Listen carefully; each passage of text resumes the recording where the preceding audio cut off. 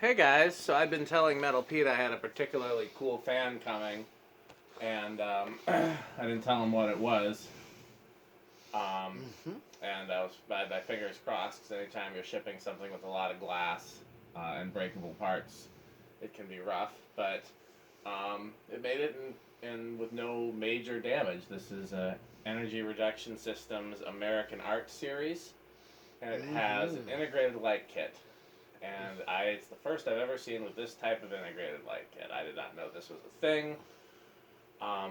When somebody emailed me and said they had one of these with an integrated light kit, I was thinking it would be like the one in the museum. And so I was pretty shocked by this. It's very 70s looking, even though I'm pretty sure these are 80s fans, I think. But I'm on the fence because I really like it. I'd like to hang it somewhere, but the main place I was thinking of putting an ERS would be above my dining room table, like a chandelier. And this is not really chandelier-like. It's that's really the only place that I need a fan with a light. There, the music room, which I think is probably too big for. Plus, I really need a downlight there, and the light here is kind of indirect. And then the foyer, which needs a small fan so you don't hit it on the stairs. So I don't have a good idea of what to do with this, but it's too cool not to hang somewhere, so hopefully I'll figure it out. It will need some TLC before I hang it anyways. It's got some stuff that needs to be taken care of, but, you know, it's good enough for the video. So it has a GE motor. I think they used a few different types of motors in these, but this one's got a GE motor. There's 5 medium base sockets in the housing, 3 in the light kit. There's a variable speed control for the fan and a on-off for each light. Motor's reversible. This one uses SMC blades, which is a little bit of a surprise, but we know they got some parts from SMC. What else? I'm trying to think of what else I should say. I'm guessing this is an early one, not just because of the light, but because the casting on the blade brackets is very almost kind of code up 100s. Oh, I see what you're saying, like rough brass. Yeah, I don't think they're real brass. They could be though. If so, that'd be good because that means we could bend them with less fear of them breaking versus the zinc ones. But yeah, they're really rough cast, and there was something else about it that made me think it was early. I don't remember now. But Metal Pete, why don't you show fine people at home how that light system. how the switch works. Okay. So first of all, just turn the bottom light off. That's easy enough. That's this chain here. Yep. It's its own pull chain. Yep. So now we just got the top light. And turning that off is pretty straightforward. It's just like a regular pull chain, basically. Yeah. This is also variable speed right here. I pulled on it straight up and down. That does the light off. And now, to turn the same thing. I turn the rod. It's got this long. Tell them about the connecting rod. So there's a cardboard box variable speed control in the lower canopy. Yes. And then there's a little brass rod that goes all the way through the stationary shaft, all the way down to below the fan, and that's your. It's essentially the pull chain. So you pull the pull chain to control the light, and you turn the pull chain to change the speeds. Yeah. And this is the low with the variable speed. We did not adjust the low speed trim. You would know because Metal Pete would tweak it to be slower than this. Oh yeah, it's just very hard to access at this point. Yeah, there's really no way to tweak it. Honestly, if I was going to hang one of these anywhere, I'd probably bypass all of the internal switches. And just use a remote or your... Yeah, use my smart controls or a wall control or something. Yeah. Run it straight. Okay, so right now we got 0.62 amps, about 40 watts, we'll call it, and half a power factor. Okay. We're same solid state as in a wall control. So I'm just gonna go up. I'm turning it till. Okay, I'm gonna let it get up to speed. That high? Yeah. Oh. It's getting up. Let it get up. Is it still on the... Oh, the lamp meter's still on. Turn the lamp off. Because, because high with these, if it's got a GE motor, it should be close to 1.2. So So yeah. You're right. It is. The it's actually pretty silent on high. It just we need to balance it. There's one Yeah. blade iron that's out of clock. Yes. So let's do watts real quick. Matching 109 watts. So we're gonna have power factor. Over 3/4. Yeah. So yeah, there's nothing I can do to balance. So I mean, you could probably tape a weight to the top of the blade. Yeah. It might help it. It might offset the bent blade arm. But what it really needs is a blade arm that's not bent. Right. And I didn't want to try bending it because the flywheel is not replaceable and the blade arms are not replaceable. Right. So if we did break it, we'd be out of luck. Yeah. Okay, so right now it's time for spin down. When I got it, it was locked up, and I thought it was a mechanical issue because of all the mechanisms that it has. But it turned out just to be bearings, and I just gave it a little tweak with the bearings. Mm-hmm.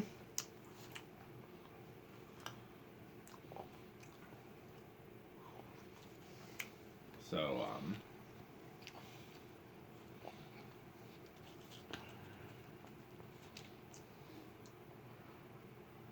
yeah, so I've really been trying to think, because I would like to put, first of all, I'd like to hang this somewhere, but I don't have an ideal place in mind. Before I got the iFans, I was thinking about putting one of these in the bedroom, because that's one place where my wife likes a lot of light.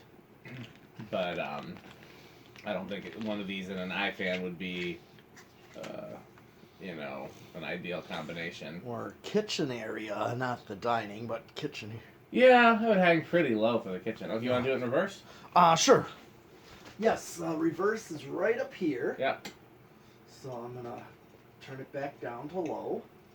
And 0.66.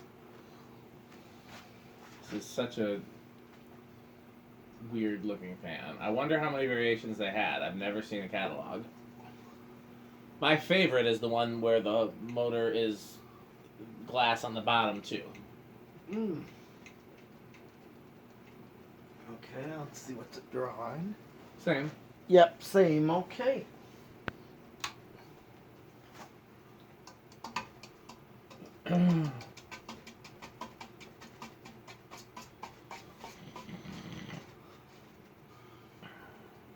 All right.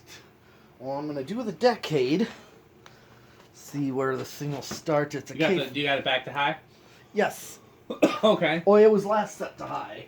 Oh, that's right. Okay. No, it was You last. reversed it back. Yeah, I just Okay, reversed it.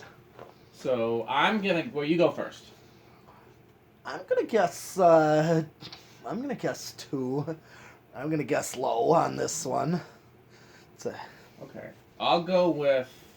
I'm torn between 3 and 4, but I'll use the Price is Right method. I'll pick the lower one rather than go over. Okay. $1, Bob. All right. 1, 2, 3.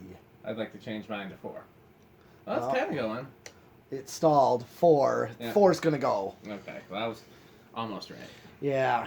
I thought it would start lower than that. Well, those bearings were still kind of rough. Okay. Nice low speed, though. Sure.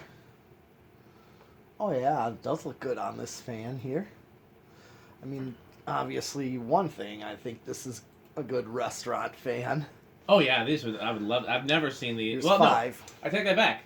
These are a childhood fan of mine. You know the fast food chain Hardee's? Well, yeah, they were everywhere. They were, and they had 'em they all had over. a whole bunch of locations in this area, Uh-huh. and each location had different fans. Like, Oh yeah, I've never, I remember fans. I've never seen that before. Where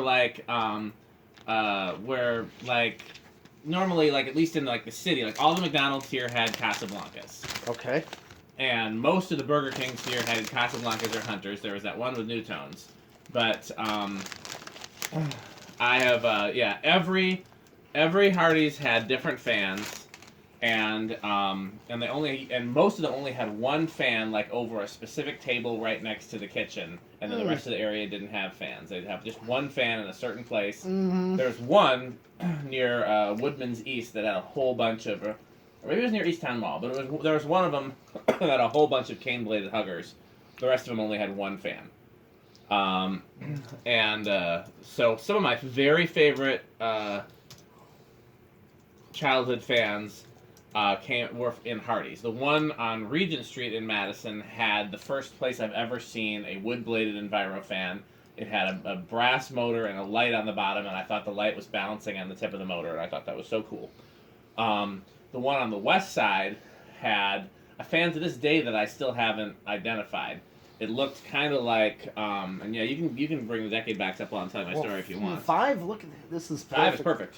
Yeah. The one on the west side of Madison had, you know those Japanese Lascos that have like the plain brass plate on the bottom? Yeah. It looked like one of those. Like but a vents type thing. It looked like one of those, but There's it wasn't 8. a top mount. The blade's mounted to the bottom. All right. And it had a variable speed knob. But it kind of 9. looked like that. To this day, I have no idea what that was. 10. And then there was one out in a place called Verona, Wisconsin. Yeah. And I used to go out there. My parents very rarely took us for fast food, but when we were driving past, I would see the fan. And then when I could drive myself, 13. I would go out there and look through the fan at the window. And I could tell it was a glass housing fan, and it looked 14. to me like the switch housing was missing, and 15. they had taken the upper canopy and put 16. it on top of the motor like the lower canopy. 17. And I couldn't figure out what it was, and they eventually tore down that restaurant. And I found out it was an ERS, and there was actually nothing wrong with it. The only thing that was missing was the upper canopy. There was no upper canopy on it. It just went through the ceiling tiles. So 18. But there wasn't supposed to be a switch 19. housing, and the lower, in what I thought was like a fake lower canopy, was 20. actually a real lower canopy. So I was, and I never knew what it was until I bought that one that's in the museum on eBay. It was one of those eBay purchases where I didn't even know what it was. I'm just like, let's try. And I got it, and I'm like, oh my god, this is the same fan as the Hardee's, but it has a light. I had no idea. Which fan in the museum is it? ERS with the 4-light kit. Oh. So these have become one of my very most favorite childhood fans now, figuring out what they were. That's the only one I ever saw as a kid, and there was only one in the restaurant. Okay, I'm right at high on 21. Let's see if it... Yep, there it goes over, so you're good with any wall control. Okay, we did solid state with... Unless you want to, try to see it start earlier with solid state. It was pretty quiet with the solid state, wasn't it? Yeah. Like bedroom quiet. I don't think it was silent. Right, but it was quiet enough. Yeah. Yeah, but I think the last thing really is 0 to high. We can do that. Okay. I've never actually seen a flywheel failed on these. No, and the inrush is a little bit. It should drop to 1.09, which it did. So why don't you turn the lights on while it's Oh yeah. So there we go, high speed with both lights. We got LED bulbs in there, so it's not really drawing much current. No. And but there's that little turbine in the upper motor house. there is, to keep it cool if you use incandescent bulbs. Right. Well, that was when this was designed. Yeah, there were no LED bulbs. Nope. I doubt anybody would try to use CFLs in here either. No. So. Don't try if you want. Okay. Anything else? I mean, these are. I guess turn the fan off and let's see the light. Let's do one more spin down with the light, just because people don't get a lot of chance to see these with the lights on. So these were a patented design that was supposed to have an uplight built into a fan, which, I mean, later became a thing. You saw, like, the Casablanca Venus Halo and other fans with uplights. But these were, I'm assuming these were the first fan with an uplight. And actually having an uplight in the motor housing with the squirrel cage blower is pretty cool. Mm-hmm. Yeah, I wonder if the blade, if it was more balanced, I wonder if that would solve, because that rattling, before I would hang this somewhere, it would need to be balanced, and it would need to not have that rattle. And I wonder if you balanced it, if the rattle would go away. Mm-hmm. Spin down's not bad for it being for it being the bearings being stuck when I got it. So yeah, you ever see these before collectors? No, I don't remember seeing anything like this. They're not common. Right. And, yeah. Well, we got now. Actually, yeah. Now that we've done a demonstration on how the control system works, maybe we could test the one with the broken control without just bypassing the control. I mean, I'd still like to get it working with the rod because it's cool. Yeah. But anyhow, that's it for today. For this fan. Yeah. So thanks for watching.